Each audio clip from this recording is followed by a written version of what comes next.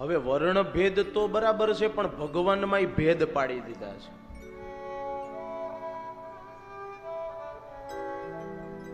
ફલાણા તો કે અમે કુળદેવી ન માનીએ, અમે વિષ્ણુને માનીએ, શિવને ન માનીએ, શિવને માનીએ તો વિષ્ણુને ન માનીએ. પણ આ વિજ્ઞાન ઉપકરણના માધ્યમથી ફરીથી હું આ દલખાણિયાની કથામાં કહેવા માંગુ છું કે ક્યારેય કોઈ દેવી દેવતામાં ભેદ ન માનશો. હા, કુળદેવી અલગ અલગ નામ હોઈ શકે, અંતે તો એ માં પાર્વતી અંબાના જ સ્વરૂપો છે. શિવ અને વિષ્ણુ સ્વરૂપ આપણને અલગ અલગ દેખાઈ શકે, પણ અંતે તો એક જ છે.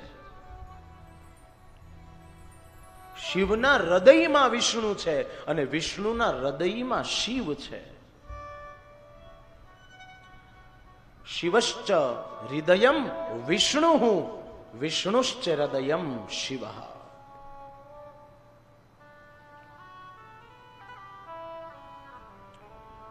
અહીંયા તો શ્રીનાથજી બાબાને ઠાકોરજીની સેવા કરવા વાળા ઘણા બધા શ્રોતાઓ બેઠા છે.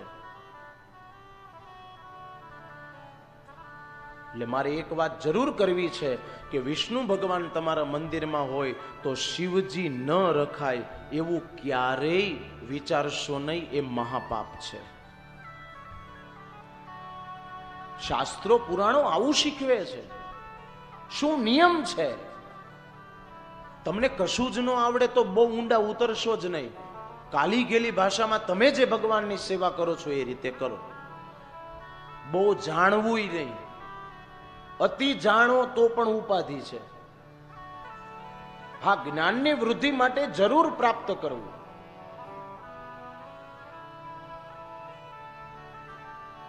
હરિ હર એક સ્વરૂપ અંતર નવ ધરશો,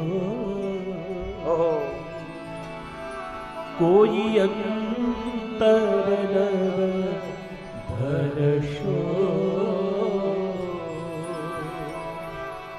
ભોળા ભૂધરને ભજતા, ભોળા ભૂધરને ભજતા ભવસાગર તરશો. ઓમ હર હર હર મહાદેવ. આરતીમાં ગાવ છો ને તમે, મહાદેવજીની આરતીમાં ગાવ છો. प्रणवाक्षर के मध्य ये तीनों एका, ओम जय शिव ओंकारा.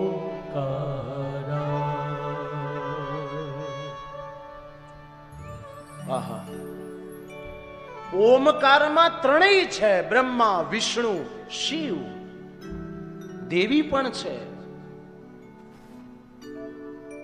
તો પછી માણસ શું કામ આવા વાડા બનાવે? જ્યાં જુઓ ત્યાં જ્ઞાતિના વાડા તો છે, સંપ્રદાયના વાડા, ધર્મના વાડા. સાહેબ, મારે એટલું જ કહેવું છે, આજે તમે જે સંપ્રદાયને માનો છો એ પૂજનીય છે, પણ બીજા સંપ્રદાયની અવગણના ન કરશો, કોઈની નિંદા ન કરશો. એ બધા જ એની જગ્યાએ સત્ય છે. ક્યારેય કોઈની નિંદા ન કરો. ભગવાન તત્વ તો એક જ છે, આપણે અલગ માની લીધા છે.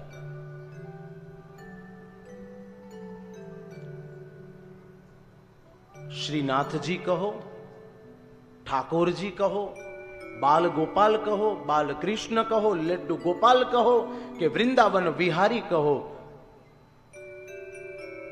કે પછી બાંકે બિહારી કહો, અંતે સ્વરૂપ તો નારાયણનું જ છે.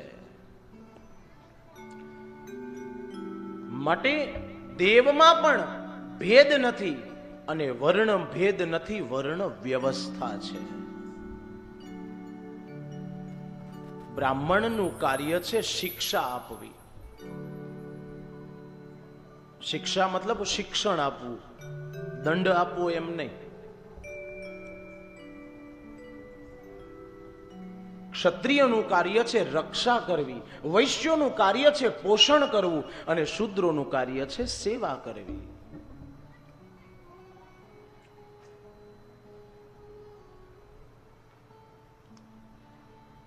તો આ વર્ણ વ્યવસ્થા બતાવી છે. એટલા માટે બ્રાહ્મણો ભણાવતા હોય છે.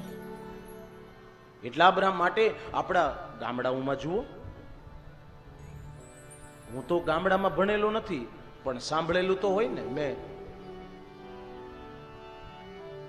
કે પેલા સાહેબો હતા, પંડ્યા સાહેબ, મહેતા સાહેબ,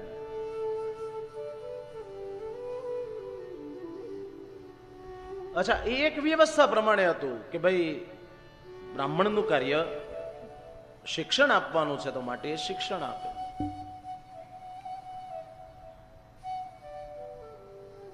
અચ્છા વાત રહી બીજી કે ભાઈ શિક્ષા આપવા માટે, શિક્ષણ આપવા માટે જ્ઞાન હોવું જરૂરી છે. તો હા, શિક્ષક વિદ્યાર્થીને ભણાવતા હોય ને તો એને ઘરેથી અભ્યાસ કરીને આવવું પડે. એમ અમારે અધ્યયન કરવું પડે, પછી આ બધા પુરાણો વચાય.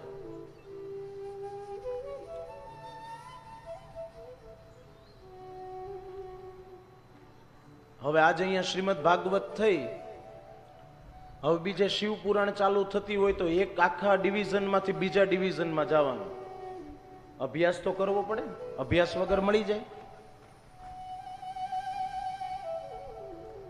અહીંયા ચોથા દિવસે કૃષ્ણ જન્મ આવે, ન્યા કૃષ્ણ જન્મ નો આવે, ન્યા શિવ પ્રાગટ્ય, સ્તંભ પ્રાગટ્ય આવે. પાંચમા દિવસે પાર્વતી માતાનું પ્રાગટ્ય આવે. આખું ડિવિઝન બદલાઈ જાય. એટલે અધ્યયન એટલે એનો અર્થ એવો છે કે વ્યક્તિએ અધ્યયન કરવામાં આળસ ન કરવી. એટલે તો કૃષ્ણ બોલ્યા છે, ગીતાજીમાં કહ્યું છે, અભ્યાસે નતુ કૌંતેય વૈરાગ્યે ન ચ ગૃહ્યતે. તો વર્ણ વ્યવસ્થા બતાવી છે.